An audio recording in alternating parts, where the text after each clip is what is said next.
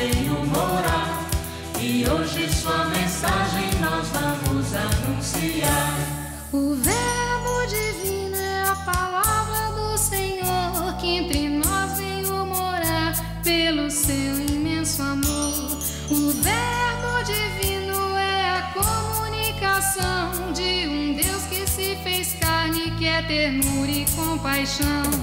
O Verbo se fez carne e entre nós veio morar. E hoje sua mensagem nós vamos anunciar.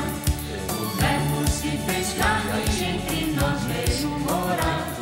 E hoje sua mensagem nós vamos anunciar. O Verbo divino Quem fez realmente? Você viu mesmo? De Goiás são 10, o assunto para 10 reuniões, 10 encontros. De Minas para 4 ou 5, para o mês da Bíblia deste ano. As comunidades da Diocese de Itaguaí, em Angra, estão vendo todo o Evangelho de Marcos em círculos bíblicos. Já saíram dois volumes. Vão ser seis livrinhos pequenos, tudo Independentes. sobre Marcos. Para poder estudar mesmo Marcos do começo até o fim. Nossa Senhora. Então nós estamos Sim. mais ou menos Acho que- adiantados. acho que é bom. Sim. Olha, nosso próximo encontro nosso aqui seria sobre Marcos. E quem está escalado? Eu? Senhor. Para fazer... Carlos. Tem uma semana de curso sobre Marcos. Não sei como Quando é que vai ser? No ano que Setembro, vem? primeira semana de setembro. É porque setembro é o mês da Bíblia. E o mês da Bíblia desse ano vai ser sobre o Evangelho de Marcos. E esse livrinho, que você conhece também, é muito bom. E eu acho que a gente podia começar o nosso estudo de preparação conhecendo melhor o livrinho. Né? Eu acho que todo mundo conhece já o subsídio, o Evangelho de Marcos. Maria conhece também. Carlos, Maria, Mostra claro pra que Maria Maria. conhece. Né? E, Carlos, eu acho que a gente poderia começar a nossa conversa sobre esse livrinho. A gente, pô, para mim tá bom. E é muito interessante que você pudesse nos dar assim uma chave de leitura de Marcos. Marcos é como uma casa. Você pode entrar numa casa por várias portas. Pode entrar pela porta dos fundos, por uma janela, pela porta da frente. E assim, Marcos, você pode entrar de muitas maneiras. E acho que uma coisa importante para pegar bem o sentido de Marcos é o seguinte, que aquele livrinho de Marcos foi escrito para ser lido em comunidade. Que a gente tem que lembrar sempre, hoje todo mundo tem Bíblia na mão. Naquele tempo ninguém tinha Bíblia na mão. Só se escutava pelo ouvido.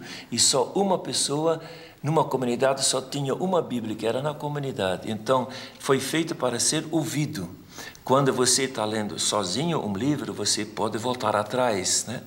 Agora, quando você está escutando em comunidade, você não pode dizer, para um pouquinho aí que não entendi, porque está em comunidade. Então, Marcos escreve já levando em conta esta limitação, que o pessoal a livro só entra pelo ouvido. Esse é um ponto. Foi escrita para ser lida em comunidade. E quem fazia essa leitura na comunidade? Eram muitas essas comunidades, muitos leitores? Não, quem fazia a leitura era gente escalada para isso, como Jesus foi convidado uma vez para fazer a leitura, não está lá no Evangelho de Lucas? Sim. E então quem fazia a leitura se tinha que preparar, fazer uma leitura boa, correta, sem erros, porque a palavra de Deus é perfeita, diziam, e a leitura também tem que ser perfeita, sem gaguejar. Eu acho até bom. Então, Depois, japonês não funciona. Então, o quê? Japonês não dá para ler. E depois tem que levar em conta que a maneira como era escrita naquele tempo, nós tínhamos coisa impressa, clara, era tudo escrito à mão. Então a pessoa tinha que se preparar no sábado para ler, na sexta-feira, para no sábado ler sem erro. E outro, assim, chave de leitura de Marcos é lembrar que Marcos é uma narração. Uma narração, você não consegue achar bem as divisões. Por exemplo, numa lei, você diz a primeira lei, a segunda lei, a terceira lei, você percebe bem onde estão as divisões. Agora, numa narração, ela flui como se fosse um rio. E num rio você não vê divisão na água, né? Você vê a água correndo. Se quiser colocar divisão num rio, você tem que fazer a partir da margem. Aquela casa naquela curva tal, até a palmeira na outra curva. E Marcos faz isso. Ele ajuda você a não se perder, colocando uma geografia no Evangelho de Marcos. Seria assim, tira aqui, vou te mostrar. Veja só. Se aqui você tem Isso aqui, vocês já sabem que é isso, né? Sim. É a Palestina. O mapa da Palestina. Ó, aqui você tem Jerusalém, isso é o Mar Morto, a Galileia, e aqui o Egito. Isso é o Nilo. Mar Mediterrâneo. Mar Mediterrâneo. Então, Belém ficava aqui, Nazaré ficava aqui. Então, o Evangelho de Marcos, o rio da narração, começa aqui no Jordão. Aqui João Batista batizava. Depois diz que João Batista foi preso, Jesus foi para Galileia. Aqui ele anuncia a boa nova. Nesta região, Cafarnaum fica aqui, Nazaré, e vai um tempinho aqui, depois ele sai para Tiro e Sidônia. Ele anuncia aqui, até que não, lá mais instrução de discípulos, até chegar aqui, Cesareia de Filipe, é a nascente do rio Jordão. E aqui ele anuncia que ele vai sofrer na cruz, e vem baixando para o sul, vem seguindo, até Jericó, e aqui vem para Jerusalém, e aqui é morto na cruz e ressuscita. Essa então é a geografia, ajuda o leitor a não se perder, a poder fazer a caminhada junto com Jesus, da Galileia até Jerusalém, do lago até o Calvário. Né? Esse é um segundo... É uma segunda chave. Uma terceira chave, e o que eu acho bonita a terceira chave é que dizem alguns estudiosos, e eu acho que está certo, que o Evangelho de Marcos foi escrito para ser lido na noite de Páscoa, todo inteirinho, todo inteiro. Os judeus tinham esse costume, eles na véspera de uma grande festa, eles pegavam um livro da Bíblia, os pequenos, e liam todo inteiro, né? O livro de Esther, na noite de Páscoa, por exemplo, eles liam o Cântico dos Cânticos. E assim, Marcos foi escrito para ser lido de uma vez na noite de Páscoa, em ambiente de ressurreição. Então você tem que ter presente, quando você começa a ler Marcos, no princípio da Boa Nova de Jesus, pensar que é uma comunidade que acredita em Jesus ressuscitado. Não é um Jesus do passado. Jesus está presente. Ele quase que, junto com a comunidade, vai ler o que está escrito, olhando um álbum de fotografia. Né? Então, para você ler ou fazer uma leitura de um livro assim inteiro, você não vai conseguir sem provocar sono, porque é de noite, né? Na véspera. Então, eles tinham umas paradas para parar, fazer um cântico. No Evangelho de Marcos tem umas paradas em que terminava uma leitura, começava outra, um pouco como as novelas. Quando começa a novela de noite, não tem primeiro cenas do capítulo anterior e no fim termina cenas dos próximos capítulos. Assim, em Marcos tem umas leituras e até chegar no finzinho a ressurreição. Mas a ressurreição já está presente desde o começo, que é o ambiente que eles lê. Isso seria assim 3 chaves para entrar: porta da frente, porta de lado e porta dos fundos, viu? Né? Ô Frei, ligando com tudo isso que você disse, você podia explicar para nós o porquê dessa capa? Por que você escolheu esse título e a maneira como foi elaborada a capa? Bom, a capa tem, se você olha bem no fundo da capa, tem o mapa do Brasil, né? Caminhamos na estrada de Jesus, e para nós a estrada de Jesus é hoje no Brasil, onde nós tentamos viver isso. E é vermelho porque a caminhada, como aqui a gente vê, aqui a caminhada é da Galileia até Jerusalém, é a caminhada da cruz, vermelho. E por baixo é amarelo, cor do sertão, do deserto, o deserto da vida, as dificuldades, mas para ressuscitar aqui. Esse é um pouco o significado, caminhamos na estrada de Jesus, que o Marcos quer apresentar isso assim, que nós, discípulos e discípulas, temos que caminhar na estrada de Jesus. E o conteúdo do livrinho, como é que está encadeado o Evangelho de Marcos a partir dos capítulos, e que a gente já percebeu que o Evangelho, no fundo, é uma caminhada, um roteiro de uma viagem única. Sim. Quem lê o Evangelho de Marcos pensa que Jesus trabalhou tudo em um ano apenas. É, né? Menos de um ano. Menos de um ano. Se for só Marcos. Se for só Marcos, menos de um ano. É o roteiro de uma viagem única que vai, volta e acaba aqui. Então, como é que as ideias do livro, como é que elas são encadeadas nos volumes? Eu gostei daquilo que você disse, viagem única, que todos nós fazemos uma viagem única. A vida da gente é uma viagem única. E não repete, né? Graças a Deus. Então, começa assim, no começo da caminhada, até os roteiros aqui dos capítulos. No começo, a caminhada, o grande entusiasmo do primeiro amor. Aí começa, tudo vai bem. Muita gente, muita gente. Depois, o primeiro capítulo. Não é o primeiro capítulo de Marcos, não. O primeiro do livrinho aqui que vai acompanhando o Evangelho de Marcos. Depois chegam as curvas e lombadas na estrada de Jesus, desencontros.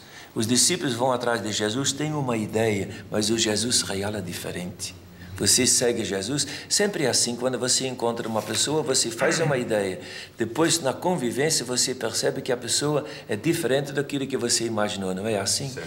E Jesus não muda, nós é que temos que converter para Ele. Este é o processo doloroso da conversão. Então, essas curvas e lombadas vão aparecendo, desencontros, questionamentos, e daí Jesus percebe isso. E aí eles chegam aqui, em Cesareia Filipe, e Jesus pergunta, quem dizem que eu sou? E quem vocês dizem que eu sou? Aí Pedro diz, o Senhor é o Messias, lembra? Né? E aí Jesus diz, pois nós estamos indo para Jerusalém, eles vão me matar. E Pedro diz o quê?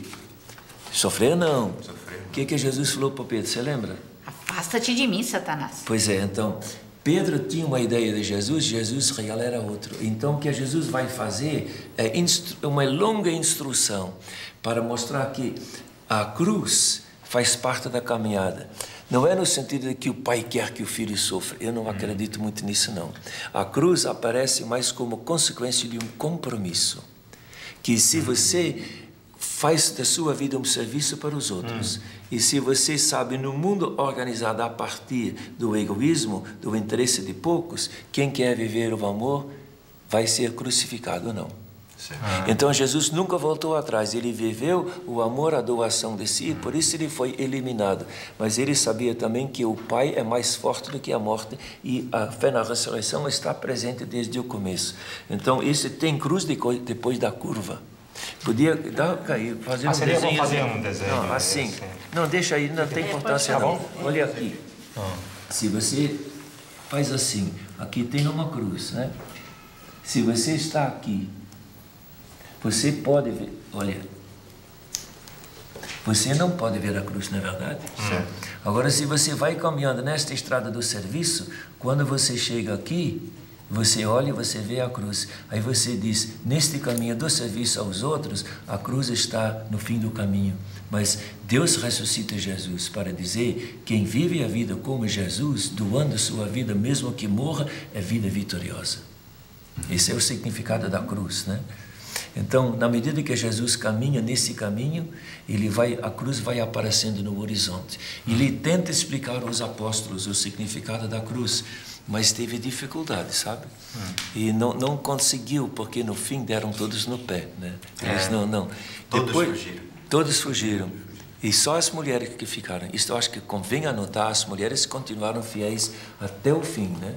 Depois tem um capítulo, Barreiras e Pontas Quebradas, em que Jesus vai rompendo com esta religião oficial daquela época, com o sistema, e aí aparece com muita força anciãos, sacerdotes, escribas, fariseus, herodianos e saduceus. Jesus critica todos eles e rompe, e acaba sozinho com um grupinho de discípulos, olhando para uma pobre viúva que coloca 2 centavos num cofre, lembra? Sim. É o finzinho do capítulo 12, para mostrar, se quiser mesmo descobrir a vontade de Deus, não fica olhando para aquele pessoal todo que pensa que tem Deus no bolso, mas olhe para os pobres e para a partilha que ela faz de si, que ela coloca 2 centavos e Jesus diz, ela colocou mais do que todos os outros, porque deu do seu necessário.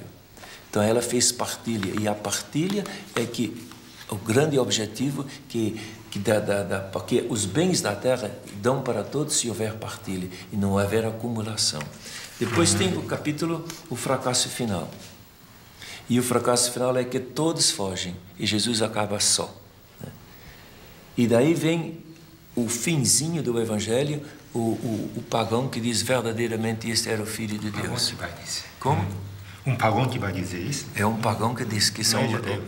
Não é um judeu, é um pagão, um soldado, né? Frei Carlos, agora ficaria tão bem se para nós na comunidade, por exemplo, a Maria presente aqui, todo o pessoal, a gente saber bem essa questão das surpresas no Evangelho. Assim, puxar isso, vamos dizer assim, como que pensar essas surpresas do Evangelho em Marcos. que bom, a surpresa seria o seguinte, que todos nós temos assim ideias na cabeça sobre Deus, sobre Jesus, e de repente Jesus não é bem aquilo que a gente imaginava dele, né? Então o Evangelho de Marcos, você lembra a primeira frase do Evangelho de Marcos? Você lembra? A primeira frase do Evangelho? De Marcos. Início da Boa Nova de Jesus Cristo, Filho de Deus. Filho de Deus. Quando você diz Filho de Deus, espontaneamente a sua cabeça vai para cima ou vai para baixo?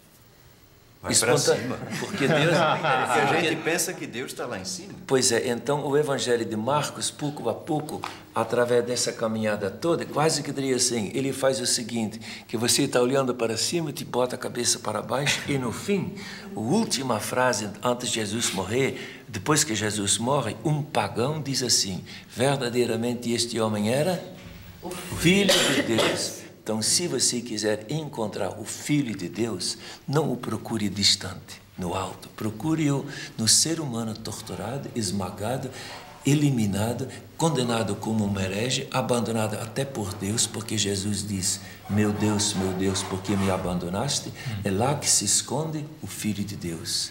E é lá que pode... Isso é uma surpresa. E muito forte, é uma mensagem muito forte. E tem muitas outras surpresas. Por exemplo...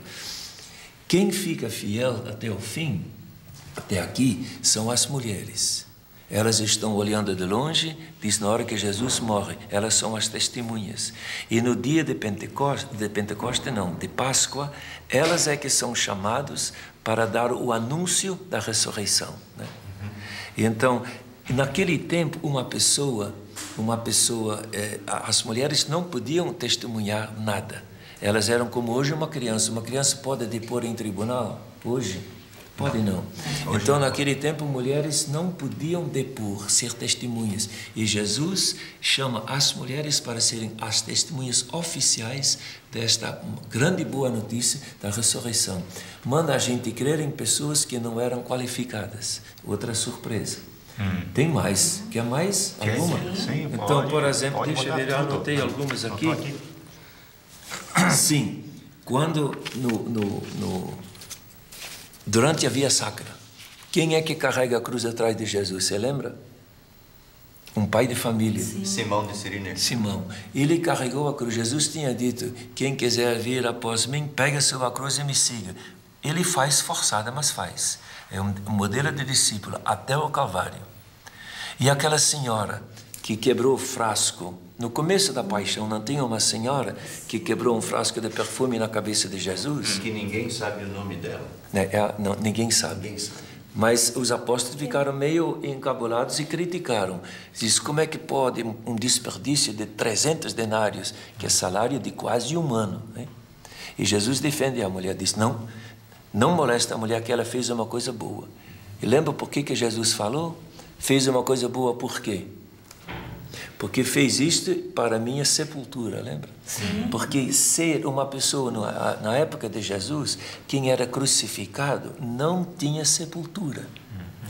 Então, Jesus crucificado não tinha sepultura. Se a mulher unge Jesus antes, é porque ela aceita que Jesus morra como um marginal na cruz. Pedro não aceitava, sofrer não. Ela aceita. E por isso ela unge antes. Então Jesus defende a mulher, ela fez uma coisa boa, fez em vista da minha sepultura, porque depois Jesus vai ter sepultura, porque o José da Arimateia pede o corpo, né? Mas inicialmente não era previsto. Então o servo sofredor, o servo de Deus, ia ser morto, morrer numa cruz e nem iria ter sepultura. E a mulher aceitou isso. Então ela é modelo para Pedro, que não aceitava isso. São as surpresas que a gente percebe no Evangelho de Marcos. E também, quando Jesus foi aqui para o exterior, ele encontrou uma senhora que nós chamamos a mulher cananeia, lembra? Sim. Então, ela foi atrás de Jesus e gritou, Jesus, minha filha está doente em casa, venha curá-la. E Jesus foi. E Mateus, no Evangelho de Mateus, diz que Jesus fala, eu não fui enviado a anunciar para as ovelhas perdidas de Israel. Significa, o pai não quer que eu atenda a senhora. E então Jesus escuta o pai e vai. E aí São Pedro diz, Jesus, atende a mulher que está ficando chato, está gritando muito, né? Aí Jesus diz, não convém tomar o pão dos filhos e dar para os cachorros, que é uma expressão forte. E aí a mulher pegou Jesus pelo pé, como a gente diz, porque diz, não, Senhor, na minha casa os cachorrinhos comem do pão que cai da mesa das crianças. E quanto pão tinha caído da mesa das crianças, vocês lembram? Pouco antes não teve a multiplicação dos pães? Sobraram 12. 12 cestos. Então, 12 cestos sobraram. Como é que os filhos querem ficar com tudo? Tem que ser dado para os cachorrinhos, que somos nós, os pagãos batizados. Para dizer, tem que abrir. E isto era muito difícil para os discípulos entender. A questão do pão dos filhos é para todos e não só para a família. É outra surpresa que Jesus coloca. Então, naquela hora, quando a mulher falou aquilo, Jesus diz, ó, mulher grande, a tua fé vai, tua filha está boa. A mulher mudou a cabeça de Jesus, que significa que Jesus mudou a cabeça de Jesus. Porque Jesus escuta o Pai, não assim poder de direto, mas escuta a vontade do Pai, olhando as reações do povo, das pessoas, e lá ele lê o que o Pai quer dele. Eu acho isso muito bonito. Jesus foi tão humano, mas tão humano, como só Deus pode ser humano. Sabe de quem é esta frase? De um Papa, São Leão Magno. Teve esta frase para dizer, a humanidade de Jesus não impede a sua divindade, pelo contrário, revela a divindade de Jesus. E percebe Deus falando misturado nas coisas como o povo canta. Exato, exato. Isso, então, eu acho que deve ter. Outra surpresa é do cego Bartimeu, né? Que ele está lá, e quando Jesus chega no fim da viagem, tem um cego que grita assim, Jesus, filho de Davi, tem dó de mim, lembra? Sim. E o que o pessoal dizia? Mandou cala a boca. Cala a boca, está incomodando a procissão que está tão bonita. Né? E ele fez, em vez disso, ele grita mais, Jesus, filho de Davi, tem dó de mim. E Jesus o que faz? Para e manda chamar aquele homem que todo mundo mandava calar. E o pessoal que mandava calar, eles é que tem que trazer o cego até Jesus. O que você quer? Que para Jesus não basta gritar, tem que saber por que grita. E aí diz, eu quero ver. E Jesus diz, aconteça conforme a tua fé. E aí o que aconteceu? O homem acabou enxergando. Agora, tem uma surpresa aqui, que é a seguinte, que um pouco depois Jesus pergunta para os judeus, como é que o Messias pode ser filho de Davi, se o próprio Davi o chama de meu Senhor? Lembra aquela passagem? Então, para Jesus, a expressão filho de Davi não era assim inteiramente correta, né? Mesmo assim, o homem com uma visão não inteiramente correta de Jesus na cabeça, ele diz assim, Jesus, filho de Davi, tem dó de mim? Aconteça conforme a tua fé. A fé estava correta, mesmo que o catecismo que ele tinha na cabeça não fosse inteiramente correto. Eu acho que hoje também tem muita gente que tem uma fé muito correta, mesmo que o catecismo que tem na cabeça nem sempre é totalmente correto, né? Então tem uma coisa no Evangelho de Marcos que chama a atenção, que eu acho que precisa clarear. Jesus, logo no começo, ele chama discípulos, né? Chama os 12, e a impressão que dá, lendo o Evangelho, é que esses 12 que foram chamados não se comportaram como bons discípulos. Pelo contrário, a mulher cananeia, o cego Bartimeu, a mulher desconhecida, o centurião, esses é que revelam que são verdadeiros discípulos. A viúva. Sim, como entender isso então? Eu aqui acho que tem um ponto muito importante, que é, Marcos escreve no ano 70, 40 anos depois que Jesus tinha morrido, e ele escreve para comunidades lá da Itália ou da Síria, a gente não sabe direito, depois tem que perguntar para ele, né? mas são comunidades perseguidas pelo imperador Nero, que tinha sido passado por esta perseguição, com muitas tensões internas. Quem é Jesus? Quem é Jesus? Como ser discípulo? Eram as grandes perguntas que eles tinham. E o cansaço da caminhada. Depois de quem está numa caminhada de 40 anos, fica cansado. Então, muitas dessas comunidades se perguntavam, será que a gente está certo? Será que nós estamos cumprindo? Então, ele mostra que os verdadeiros discípulos podem ser aqueles que não foram chamados inicialmente.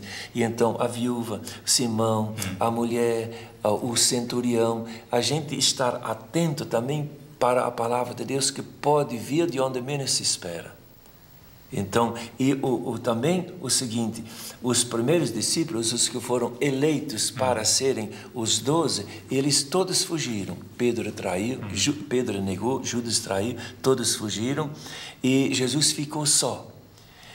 E naquela época também, naquelas comunidades perseguidas, muita gente tinha também traído Jesus por causa das perseguições. E muitos tinham a pergunta, será que tem jeito de voltar? Será que ele nos aceita de novo? Então, toda a narração da paixão em Marcos, sabe qual é a finalidade? Para mostrar o seguinte, nós podemos romper com Jesus, mas ele nunca rompe conosco. Então, Jesus, a primeira coisa que ele diz quando ele faz o anúncio para o Pedro, eu vou bater no pastor e vão dispersar as ovelhas, e logo já diz, mas eu espero por vocês lá na Galileia. E quando ele ressuscita, ele manda recado para as mulheres, para Madalena e as 2 outras Marias, vão dizer aos meus amigos que eu espero para eles na Galileia. Nós podemos romper com Jesus. Jesus nunca rompe conosco, ele fica esperando por nós na Galileia para recomeçar tudo de novo, da Galileia até o Calvário. Não sei se a resposta responde Não, a sua. eu acho importante isso. Eu acho que abriu um grande horizonte sobre o Evangelho de Marcos. Então, Frei, como termina nosso Evangelho aqui? O finzinho do Sim, Marcos? sim, seria bom. É bonito, é bonito. bonito. Espera aí, deixa eu pegar aqui Este. Diz assim, depois de falar assim com os discípulos e as discípulas, o Senhor Jesus foi levado ao céu e sentou-se à direita de Deus. E os discípulos e as discípulas então saíram e pregaram por toda parte. E o Senhor Jesus os ajudava e por meio dos sinais que os acompanhavam, provava que o ensinamento deles era verdadeiro. Eles saíram e foram chegando até o Brasil. Isso não está aqui não, viu? Mas foi assim que chegaram até aqui e que hoje nós estamos na continuidade destes primeiros discípulos e discípulas para levar esta mensagem por tudo quanto é canto. E para nós também vale os mesmos sinais. Expulsar demônio, falar novas línguas, a língua do amor, expulsar o demônio da contradição, da opressão, violência. E depois eliminar o veneno que envenena as relações humanas e cuidar dos doentes, dos excluídos. E assim o Senhor Jesus também nos acompanhará para anunciar a boa nova. Então nós estamos bem preparados, então? Não é isso, não? Eu creio que sim. Eu acho que com essas informações e essas chaves de leitura, nós agora podemos repassar esse curso. Especialmente em setembro, não é? Setembro, que é o mês da Bíblia, para as comunidades. E o próximo ano, nós temos outro encontro para preparar o mês bíblico.